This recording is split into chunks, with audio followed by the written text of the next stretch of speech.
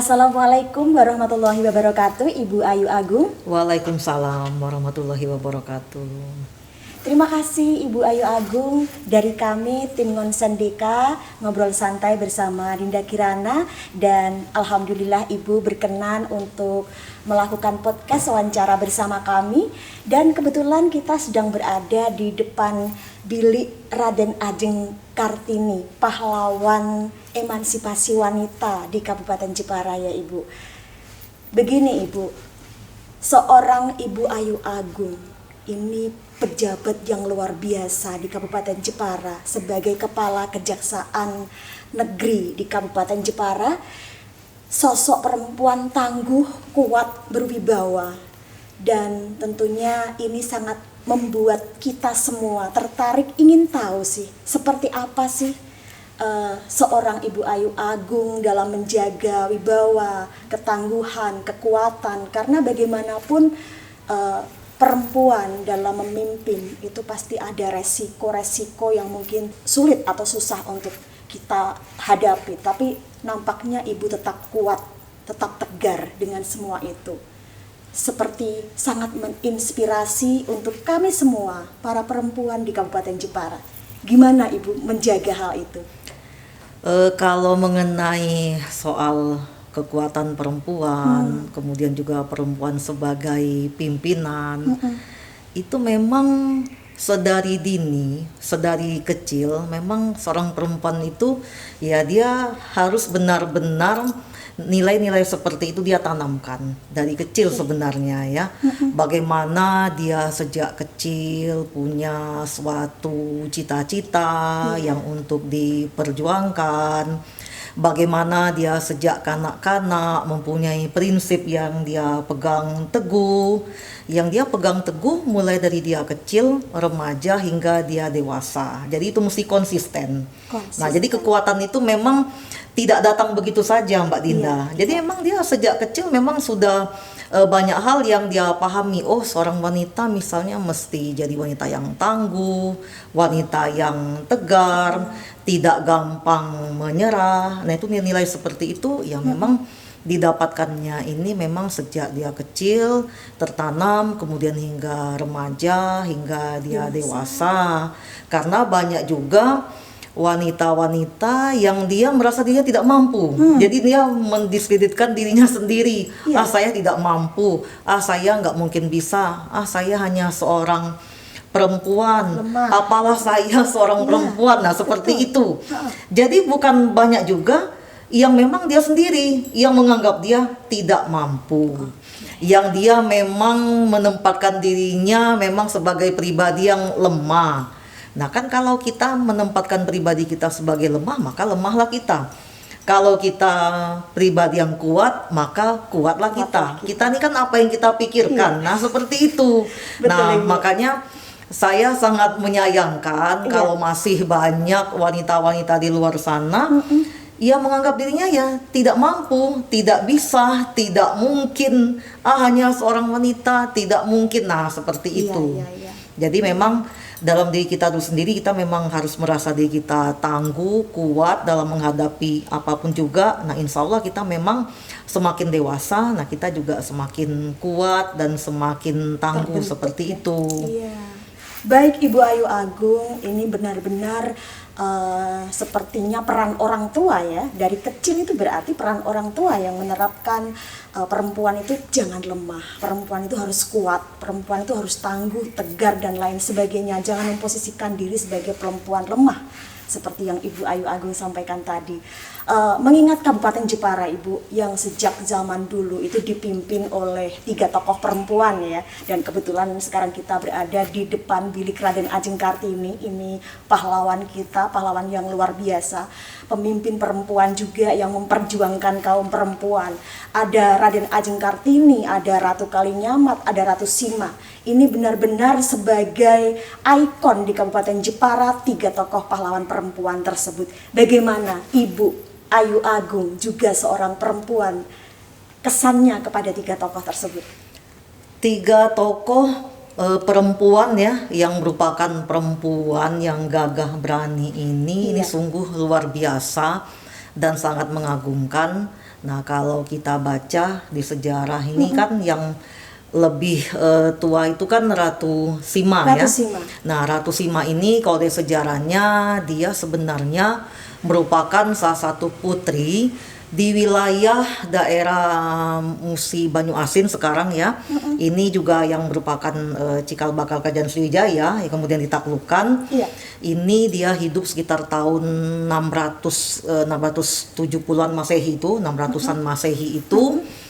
Nah, setelah dia menikah ya dengan pangeran ya di Kerajaan Keling ya. Iya, ya. iya, iya. Nah, kemudian dia dibawa ke sini. Nah, dia itu terkenal sebagai pemimpin yang luar biasa integritasnya. Betul, Ibu. Kenapa saya katakan luar biasa integritasnya? Dia punya kejujuran. Iya. Integritas itu kan apa yang kita lakukan orang tidak tahu, kita bisa ngakal-ngakalin orang, kita punya kesempatan untuk membohongi orang, tapi kita tidak lakukan. Iya. Karena kita merasa, oh tidak boleh itu. Misalnya Iya. nih, kita tidak boleh mencuri, kita tidak boleh korupsi. Kalaupun seandainya memang sekarang kan sudah banyak ya orang-orang berpikir licik untuk memang mengakal-ngakali kejahatannya. Kalaupun dia memang punya kemampuan, dia tidak akan melakukan. Itu namanya integritasnya bagus. Iya. Tetap konsisten, tetap berprinsip seperti ini. Oh tidak boleh. Ini sesuatu hal yang salah, salah di di Allah, di mata Tuhan, dan salah juga secara hukum seperti itu. Tidak boleh, walaupun orang tidak melihat, tidak ada yang melihat. Ya walaupun Allah saja yang melihat, misalnya Tuhan saja yang melihat. Betul. Tapi ngakal-ngakain orang bisa, lepas dari jerat hukum misalnya bisa dilakukan. Tetapi tidak dilakukan oleh orang tersebut, namanya itu berintegritas. Intinya itu saja ya. Kalau kalau melihat definisi banyak ya integritas ya. Nah, Ratu Sima ini kalau kita baca sejarahnya, dia integritasnya sangat tinggi, luar biasa. Kejujurannya juga dia begitu tinggi, dan kebijaksanaannya. Iya. Nah, dia kan ceritanya siapa yang mencuri itu akan dipotong tangannya, ya karena seperti itu. Suatu hari ada raja nun jauh di Cina sana, kemudian katanya dia meletakkan pundi uang kalau dulu uangnya emas ya. Nah, diletakkan di sana Dekat jalan, di jalan. Nah, rakyat kan tidak ada yang berani. Betul. Karena takut nih, ini Ratu Sima nih marahnya luar Dengan biasa nih. hukumannya, Iya, ya. Sima kan katanya ada artinya juga singa gitu ya.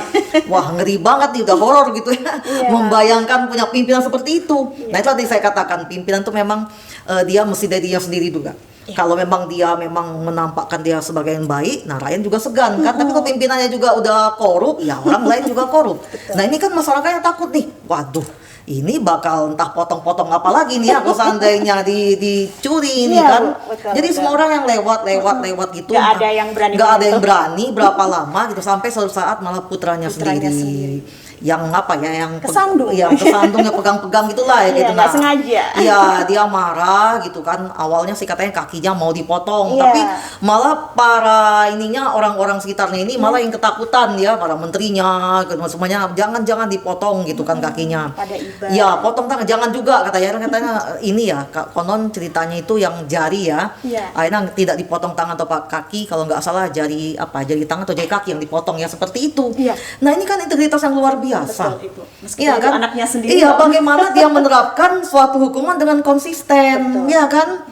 Kalau zaman sekarang ya jangankan dengan anak sendiri, ya Iya. rekan bisnis, entah rekan apa lagi, nah seperti itu kan luar biasa saya bilang. Iya. Maksudnya kalau memang ada hal-hal yang memang ada pelanggaran hukum atau apapun juga, ya tolong ya memang jangan. Ini bisa diterapkan dengan Iya, kita yang menerapkan dengan berlaku cara zaman ya, Bu. sekarang. Nah, seperti Iya. itu.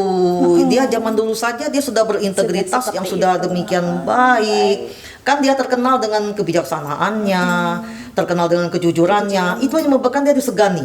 Disegani oleh masyarakatnya, disegani juga oleh pemimpin-pemimpin yang lain. Itu yang membuat dia ya benar-benar top markotop banget Iya. di itu kejujurannya itu. Iya, Ibu. Nah, ini kemudian setelah Ratu Sima kita kemudian ke tahun 1500-an. Nah, itu tadi Ratu Kalinyamat. Nah, Ratu Kalinyamat ini Dia terkenal sebagai ratu yang gagah berani. Pemberani. Zaman dulu dia sudah paham nih wawasan, walaupun dulu kan belum ada istilah bangsa segala macam ya. Dia sudah paham nih wawasan kebangsaan, kemudian kekuatan bahari. Coba kita baca nih sejarahnya ini. Gimana seorang Keren, ratu Kalinyamat, dia ingin punya armada perang. Wah, perempuan zaman Berani. dulu memikirkan armada perang. Nah, Iya. zaman sekarang ya saya rasa tidak semua perempuan juga yang bukan seperti itu. Merinding Dia saya, Bu. memang Begitu beraninya ya. armada, dia punya armada perang Iya, ya kan, iya, dia iya. menumpas Portugis. Betul, Nah, kita kan tahu ya di Jepara kan ada beteng Portugis, Portugis, itu. ya. Yang saya sudah katakan kalau saya hubungkan dengan Baya Negara, nah ini coba kalau apalagi terutama di anak-anak Jepara gitu kan, coba kalian pikir, ngapainlah itu namanya orang Portugis jauh-jauh kalau nggak ada apa-apanya di kawasan Jepara sini. Iya, Bu. Makanya saya katakan, saya kalau ke benteng Portugis itu saya ke sana sudah siang-siang tuh udah dua kali gitu kan. Saya tuh duduk ke sana cuma ngebayangin apa sih yang ada dalam pikiran orang Portugis. Ini seperti apa? Iya, Bu. Tahun 1500. Nah, seperti itu. Kan luar biasa ya. Bisa kita bayangkan Iya, karena apa makanya. ya, betapa beraninya. Iya, kalau kata pepatah, ya dulu kan kita sering belajar pepatah ya, kalau takkan ada berada, takkan burung tempua ya Weh. bersayang rendah. Ya nggak mungkin lah jauh-jauh Iya, ya. iya. Dulu kan belum seperti sekarang. Kalau sekarang kita bisa pergi nih ke Eropa, ya kan besok pagi kita sudah di Sudah Eropa, nyampe. ya kan.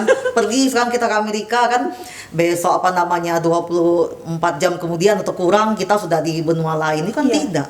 Dia berbulan-bulan pasti ada sesuatu hal yang ingin kita yang ingin didapatkan dari kita. Nah, seperti itu. Iya. Saya kalau baca sejarah, waduh, dia Ratu Kalinyamat ini Baca udah aja udah kayak terpana ya, Bu. udah kayak angkatan laut nih. Iya. Ya, kalau misalkan armada perang untuk menumpas nanti armada-armada luar yang akan datang, itu kan taktis perang di laut itu ya kan. Nah, seperti itu. Dia melakukan itu ya di tahun 1500-an itu dia udah kepikir nih, ayo kita buat nih wawasan kebangsaan dan kebaharian itu udah bagus banget. Nah, itu gimana ini dia nggak luar biasa nih Ratu Kalinyamat. Dia gagah berani. Gagah berani. Ya, dia menumpas itu Portugis dan Portugis juga sangat takut ya. Karena memang dia punya kekuatan seperti tadi dan juga ilmu strateginya juga pintar ini ya kan, sampai sudah kita punya armada perang sendiri untuk menumpas berbagai macam gangguan dan ancaman yang datang tadi. Nah, seperti itu. Ini kan luar biasa. Iya, Bu, betul. Jadi seorang Ratu Kalinyamat. Nah, kemudian Sekarang ya di tahun 1800-an nih kita ada di ruangannya nih. Iya. Sebenarnya termasuk mimpi saya juga susah bisa berada di tempat kayak benar Mbak Dinda. Iya.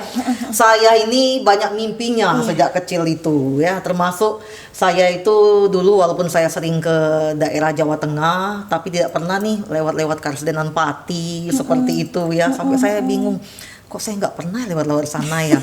Apa suatu saat saya bisa liburan Iya. gitu ya ke tempatnya Ibu R.A. Kartini gitu kan. Ini kesampaian. Sampean, makanya saya suatu ada acara ini di sini aja. Nah, ini memang luar biasa ya. Ibu Kartini dilahirkan di tahun 1800 sekian ya.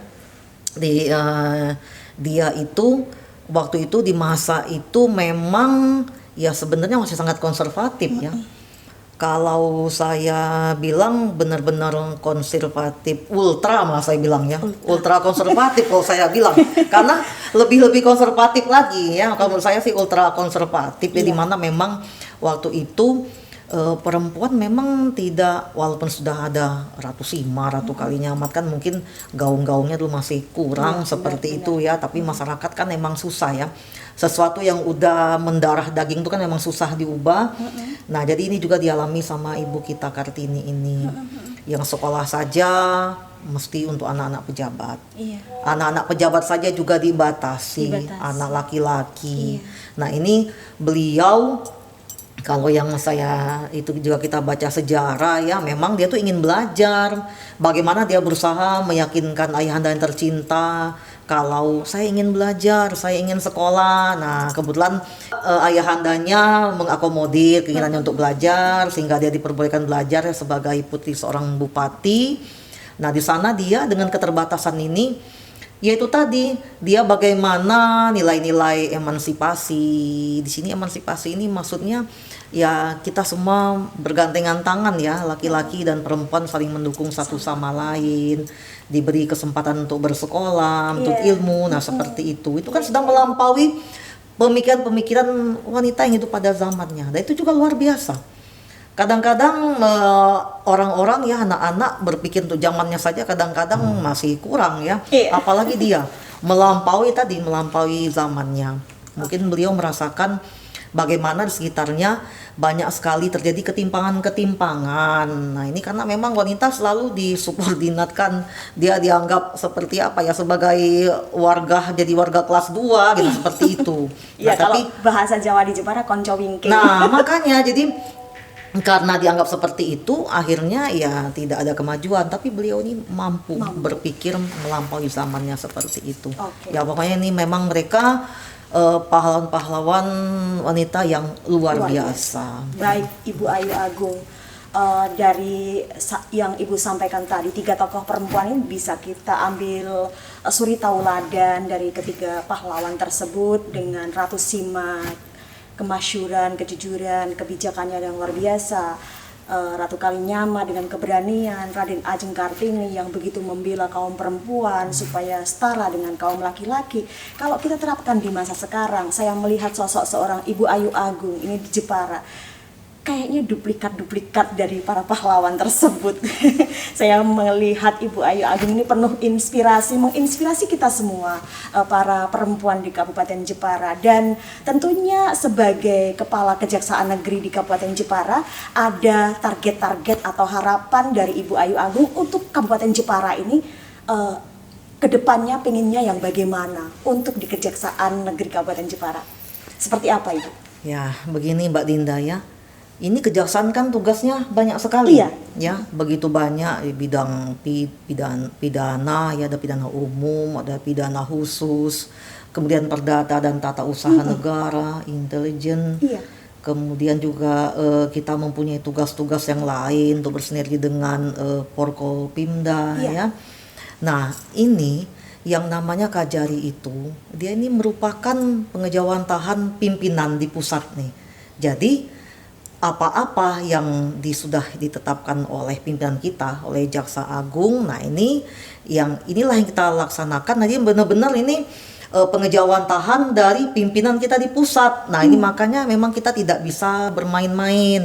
Nah, Mbak Dinda, Iya. kalau misalnya ini ya, dengan tugas-tugas yang banyak tadi ya, nah contohnya ini ya, tugas di bidang pidana ya, baik itu pidana umum maupun pidana khusus seperti korupsi, cukai, seperti itu ya. Nah, ini kalau tadi Mbak Dinda katakan target-target, nah kita ini kan sekarang ini yang pertama kita memang menindak ya, sebagai penuntut umum memang melakukan penindakan ya, penuntutan ya terhadap memang pelaku-pelaku tindak kejahatan tadi apapun Iya. juga ya. Nah, itu juga kita menindaknya dengan kebijaksanaan seperti itu ya. Makanya kita juga dari satu case per case itu ya kita harus dilihat dulu dari pelakunya ya kan, juga apa motivasinya, bagaimana akibat kerugiannya terhadap korban, kemudian juga apa penyebab dia melakukan kejahatan tersebut. Dianalisa betul itu. Ya. Nah, ini kita tidak hanya melakukan penindakan, tetapi juga kita melakukan pencegahan. Karena kita ini sekarang kita melihat cara kerjanya orang-orang di bidang kesehatan ini, Mbak Dinda, dokter. Iya. Dokter kan dia kan lebih suka memberikan kepada masyarakat, ayo kita hidup sehat, ayo jaga kesehatan mata, jaga kesehatan mulut, kemudian jaga jantung sehat, segala macam dan lain-lain. Iya. Karena apa? Mencegah itu kan lebih baik daripada mengobati. Nah, seperti itu. Iya. Kalaupun ada orang yang sudah sakit, dampaknya ini kan bisa ada berbagai kemungkinan. Ada yang pulih seperti sedia kala. Ada yang tidak pulih lagi. Jadi kumat-kumatan sakitnya itu. Nah, ada juga yang malah berakhir dengan kematian. Nah, seperti itu kan. Dan itu juga kadang-kadang kan harus dengan pengobatan yang mahal. Nah, begitu juga dengan orang yang sedang melakukan tindak pidana kejahatan itu. Jadi memang ya ada juga memang dia jadi residivis, berulang kali jahat kayak terus. Kemudian ada juga yang dia melakukan kejahatan itu, malah dia jadi bertemu lagi, misalnya seperti pas dia dihukum, kemudian sebagai warga binaan ketemu lagi nih dengan yang lebih jahat lagi, ya kan? Padahal ini kan mahal sekali ya. Ini kan warga binaan ini kan dia memerlukan, ini kan harus ada makannya, harus ada segala macam yang di tempat yang di lapas maupun di rutan itu kan butuh biaya. Nah, itu juga kan memang membutuhkan biaya. Nah, jadi kita di sini memang mencegah kejahatan tadi. Itu tadi dengan kita juga mengedukasi masyarakat. Nah, ini makanya kami tidak henti-hentinya nih di bidang intelijen itu bagaimana ya kita ada program-program misalnya seperti jaksa menyapa di radio. Kemudian juga ada jaksa masuk sekolah. Nah, ini mengedukasi masyarakat supaya masyarakat itu sadar hukum. Masyarakat tuh katanya melek nih dengan hukum itu, jadi nggak buta hukum, supaya menyadarkan mereka, ayo kita jauhi hukum, jangan sampai melakukan perbuatan atau menyelesaikan perbuatan dengan melawan hukum. Nah, jadi memang gitu kita edukasi terus ya. Iya, kita ketuk nih hati nuraninya. Mulai dari kadang-kadang orang melakukan kejahatan itu bukan karena dia penjahat yang mau maling, mau misalnya mencuri atau apa namanya kan. Memang dia niatnya misalnya tidak hanya mencuri seperti itu saja. Kan ada juga dia melakukan kejahatan misalnya ini karena dia sakit hati sama seseorang. Dendam, kemudian orang dikejar, dilempar kan kena kepalanya sampai berdarah. Nah, orangnya kan ngadu, kemudian kan dia kan juga disidang. Nah, seperti itu. Makanya saya bilang jangan menyelesaikan masalah tuh dengan masalah lagi gitu. Jadi memang ini masyarakatnya harus paham bahwa jangan melakukan berbagai tindakan yang memang benar-benar bisa menggiringnya ya tadi berakhir di pengadilan seperti itu. Nah, selain itu juga, nah kita juga kan ini kalau seperti acara-acara jaksa menyapa, kemudian juga jaksa masuk sekolah ya, atau juga kemarin bersama Forkopimda itu kita memang mengedukasi selain dari bidang hukum juga mengedukasi bagaimana supaya masyarakat ini juga dia paham bahwa memang nah itu tadi wawasan kebangsaan tadi selalu juga wawasan kebangsaan selalu kita juga gaung-gaungkan ya agar masyarakat ini terutama masyarakat yang punya banyak perbedaan seperti di Jepara tadi sadar bahwa kita memang harus senantiasa mencintai negeri kita yang kaya raya ini, yang luar biasa ini, supaya kita tetap menjaga pertahanan negara ini dan juga supaya mereka sadar bahwa sekarang ini orang menghancurkan negara kita ya dari berbagai seni kehidupan, tidak hanya militer tapi juga nirmiliter. Dihancurkan ideologi ideologi politik, sosial, budaya, pertahanan keamanan, ekonominya dihancurkan, generasi mudanya kita sudah hancur. Nah, seperti itulah. Jadi bagaimana kita membangkitkan semangat masyarakat ini tadi untuk hidup yang lebih baik, kemudian dia juga tidak meninggalkan, maksudnya tidak lupa bagaimana sejarahnya negara ini bisa berdiri. Nah, itu juga kita memang berikan kepada masyarakat supaya masyarakat ini punya semangat untuk menjaga ketertiban, ya kan, jaga persatuan kesatuan, punya rasa bela negara yang baik. Nah, seperti itu memperjuangkannya. Nah, ini tadi di bidang yang mengedukasi masyarakat ketertiban, kemudian juga hukum, kemudian untuk bela negara ya. Nah, kemudian kalau di bidang perdata dan tata usaha negara itu memang kita sebagai jaksa pengacara negara, nah kita memang ini memberikan berbagai support dan bantuan hukum kepada pemerintah, BUMN ataupun BUMD. Nah, memang sejogjanya negara ya harus punya pengacara sendiri. Nah, seperti itu. Nah, itulah kami jaksa ini. Jadi bagaimana di sini walaupun kadang-kadang ada juga beberapa yang belum paham, tapi kami memang tetap bersemangat. Semuanya ke BUMN, BUMD, maupun anak perusahaannya, kemudian juga instansi apapun juga. Nah, kita dengan tugas tadi. Nah, itu juga mencegah korupsi juga itu. Bagaimana kalau mereka ada yang masih merasa ragu, bisa minta pendapat hukum, bisa minta pendampingan hukum dengan pertimbangan hukum kita itu, bisa minta legal audit. Nah, ini kan mencegah untuk korupsi juga. Nah, seperti itu. Itu juga pencegahan bagaimana supaya para pejabat pemerintah, kemudian juga di BUMN, BUMD memang tidak melakukan korupsi, itu pencegahan juga. Jadi kita di segala bidang itu melakukan pencegahan. Semuanya itu tugas. Nah, tugas KJ itu seperti itu. Nah, kemudian juga kita kan mesti bersinergi dengan Forkopimda yang lain, dengan semua stakeholder, kemudian juga dengan semua lapisan masyarakat.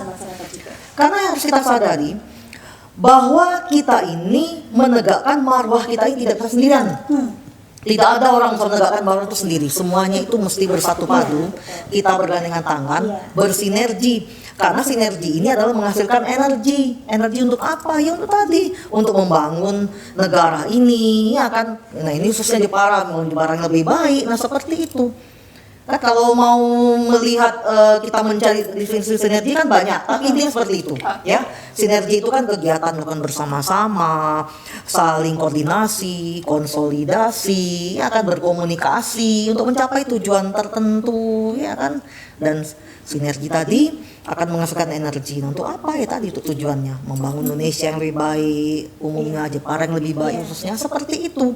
Nah, ini jadi memang harus dipahami sekali oleh seorang Kajari bagaimana dia harus membangun seperti itu, dan juga ke dalam, ya, kita bersinergi di luar. Nah, anak buah juga kita mesti menjadi role model tadi. Kita makanya tidak boleh malas, ya kan, kita harus selalu bersemangat. Maka saya katakan kepada para kasih saya dan kasih bagian, ayo kita bersemangat. Apapun juga memang kita harus punya hal-hal positif kepada masyarakat. Biar seluruh kantor ini juga saya katakan, kalian punya peran semua. Saya bilang gitu, tidak ada yang tidak berguna, tidak ada. Semua kalian berguna.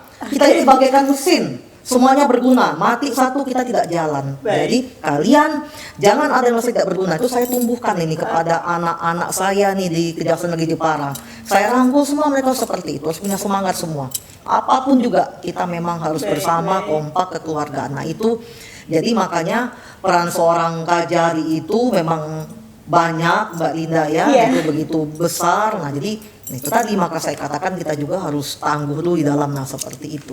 Iya, luar biasa Ibu. Saya ini terkagum-kagum sampai terperangah gitu ya, melihat penjelasan dari Ibu ini betapa gitu. Kalau misalnya Kajarinya itu laki-laki biasa saja Bu saya, tapi ini Ibu loh, pemimpin perempuan yang keren dan luar biasa. Saya menangkap di sini. Semoga ini menjadi suri tauladan kepada perempuan-perempuan Jepara, penerus-penerus, terutama generasi muda. Amin. Ini semoga bisa mencontoh dari sosok Ibu Kajari, Ibu Ayu Agung yang keren dan luar biasa ini.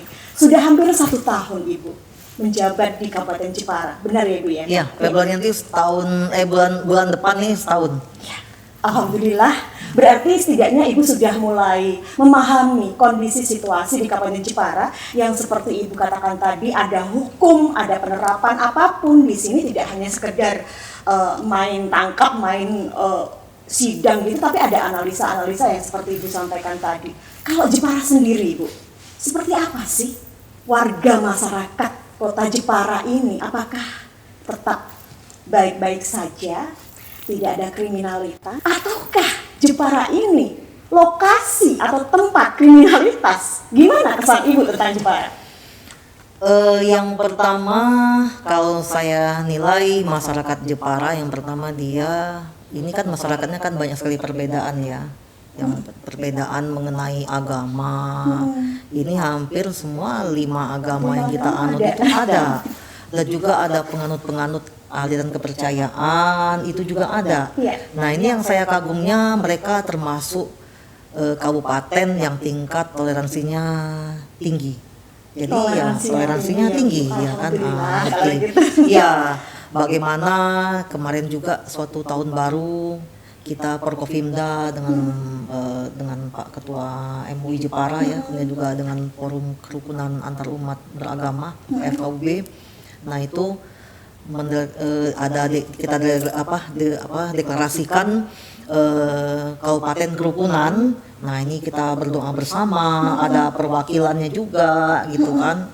Perwakilan agama itu ada semua, mulai dari yang ulamanya, ya, ustadz, ada juga pendeta, pastor, kemudian juga ada yang untuk yang pemuka umat Hindu dan Buddha, ya kan, semuanya ada di sana, doa bersama. Dan memang masyarakat luar biasa, masyarakat Jepara ini, masyarakat Jepara termasuk yang sangat bagus. tingkat ketoleransinya sesama ini itu bagus. Nah ini sudah sangat kondusif ya, saya nilai seperti itu. Tetapi kalau tadi Mbak Dinda tanyakan ya mengenai soal kejahatan ya, nah ini sama seperti daerah yang lain. Yang pertama itu masih tingginya tingkat dari kejahatan-kejahatan yang terkait dengan narkoba. Nah, ini yang sangat saya prihatinkan tuh ini gitu kan. Ternyata saya kalau Jepara ini saya tidak begitu kaget karena emang dia daerah yang banyak dikunjungin orang luar. Ternyata memang narkoba ini kita nih darurat narkoba di mana-mana ada. Mau saya pernah tugas di lereng gunung ya, di cekungan gunung itu juga tingkat narkobanya tinggi. Tugas di berbagai kota besar apalagi gitu kan.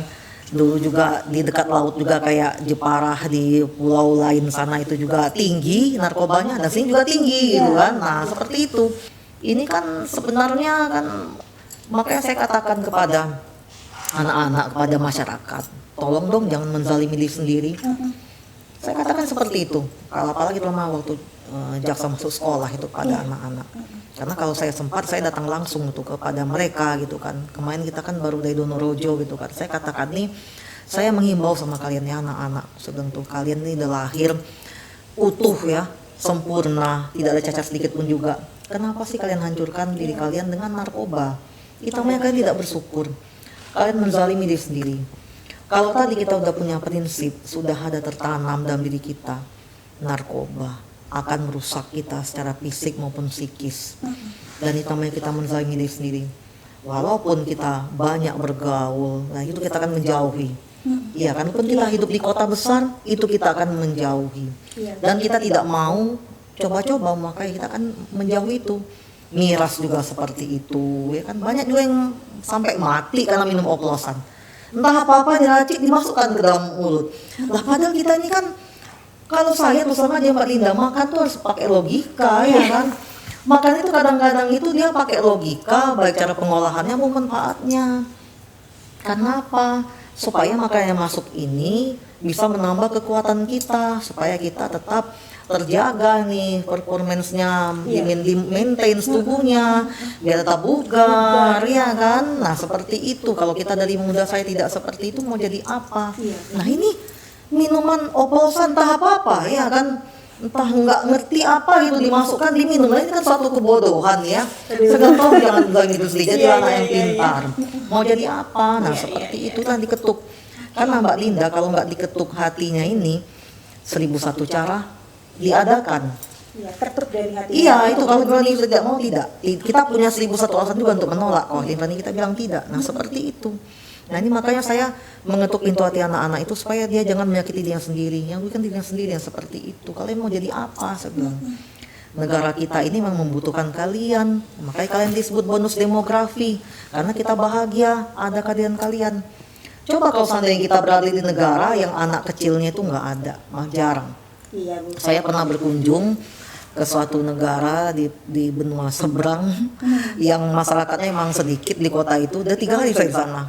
Pas malam minggu saya bingung nih orang-orang kok satu datang berdua laki perempuan gitu, pasangannya mungkin ada lagi yang rombongan orang dewasa semua, kok nggak ada anak-anaknya ya. Saya sedih. Ini apa anak-anak yang nggak ada ini? Kok udah ber3 hari saya nggak pernah lihat anak-anak gitu kan. Waduh, saya bilang terus aja begini nih. 10 tahun lagi, 20 tahun lagi habislah negaramu gitu. Nggak ada ini. Itu bilang kalau di generasi mudanya itu juga melemahkan pertahanan bangsa. Ya habis dong ya kan. Siapa penerusnya? Nah tapi kalau generasi mudanya juga tidak berkualitas ya sama aja. Saya bilang gitulah, kalian kerjanya teler gitu kan. Apa namanya nyabu gitu kan, seperti itu. Nah mau jadi apa? Tolong dong jangan rusak diri sendiri. Syukurilah nikmat kita sebagai orang yang dilahirkan sehat walafiat, tiada kurang satu apapun juga. Nah seperti itu. Baik. Nah juga dengan predator itu juga supaya untuk mengurangi kejahatan tadi saya bilang juga, kita waktu itu kan kita safari nih ke berbagai dengan Forkopimda nih, ke berbagai kecamatan ya kan, kemudian juga ke berbagai tempat ibadah ya, supaya itu bahwa kita memang bersatu padu gitu kan. Dan juga saya katakan, ibu bapak ini yang tinggal per desa ini, kalian paling dekat nih dengan akar rumput masyarakat, di paling lapisan masyarakat yang paling ini, yang paling dekat tuh kan mereka. Kalau kita kan sudah agak jauh karena kita di pusat kota seperti ini, nah, kalian saling mengenal ini. Tolong dong juga peka terhadap lingkungannya. Kalau ada misalnya anak-anak berkerumun, minum-minum, atau mungkin dia tahu-tahu mungkin nyabu atau apa, dibubarkan ya kan. Kalau tidak mau juga lapor polisi juga nggak apa-apa. Seperti itu, Mbak. Dan lihat, ya siapa tahu nanti ada anak-anak jadi korban predator. Nah, predator juga kita darurat ini, Mbak. Ribuan kasus loh tahun kemarin itu, seluruh Indonesia.